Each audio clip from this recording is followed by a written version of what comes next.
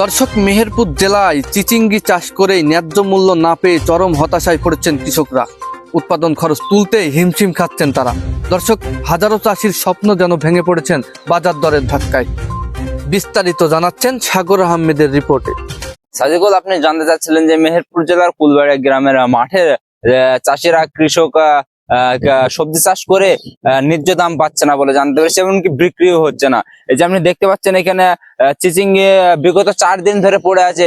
কোনো পার্টি নেই যে চিচিঙ্গিটা কিনবে, কোনো পার্টি নেই যে চিচিঙ্গিটা কিনে সে বিক্রি করবে, এরকম কোনো পার্টি খুঁজে পাচ্ছে না চাষিরা।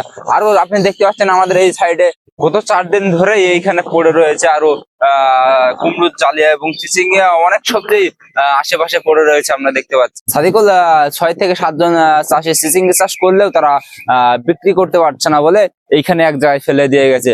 আর বিগত যদি আরো 2-1 দিনের মধ্যে বিক্রি করতে না পারে তাহলে চিচিঙ্গি গুলা নষ্ট হয়ে যায় বলে জানতে পেরেছি আমরা। চলুন আমরা আমাদের পাশে এক চাষি ভাই আছে, তার সাথে কিছু জেনে নিই। আসসালামু আলাইকুম ভাই। ওয়ালাইকুম সালাম ভাই। ভাই, আপনারা যে আমরা দেখতে পাচ্ছি এখানে চিচিঙ্গি পড়ে রয়েছে, কতদিন যাবত এই চিচিঙ্গিটা আপনারা এখানে ফেলে রাখছেন আর কি কারণে ফেলে রাখছেন একটু জানাবেন। 3-4 দিন এসে এখানে থুইছি, এখানে ব্যাপাররা কেনে। জি ভাই। তো নিছে না, মানে চিচিঙ্গি কেউ কিনছে না, সেই কাটা খরচ এক আছে। আবার এই নিয়েছে যে বস্তাটাই লস। এখন কি করছে, মনে করছে যে বস্তাটা ঢেলি ওই দোকান সব ঢেলি মানুষের চাষি সব থুই গেছে, পচে গেছে। তো ওই ঢেলি মেলি সব থুই গেছে। এখন আমার চিন্তা ভাবনা আছে যে ঢেলি ফেল দিতে হয়ে যাবো, বস্তাটা তো নিয়ে যেতে হবে।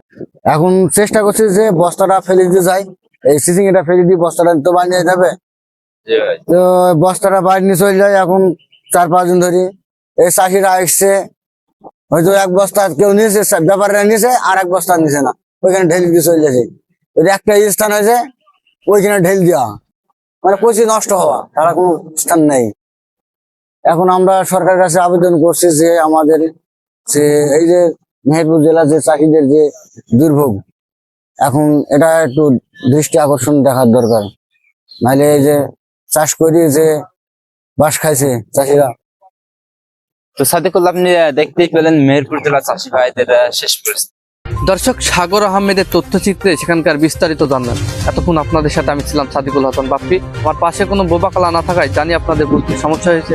দর্শক, ভিডিওটি ভালো লাগলে লাইক, কমেন্ট, শেয়ার করে আমাদের পাশেই থাকুন।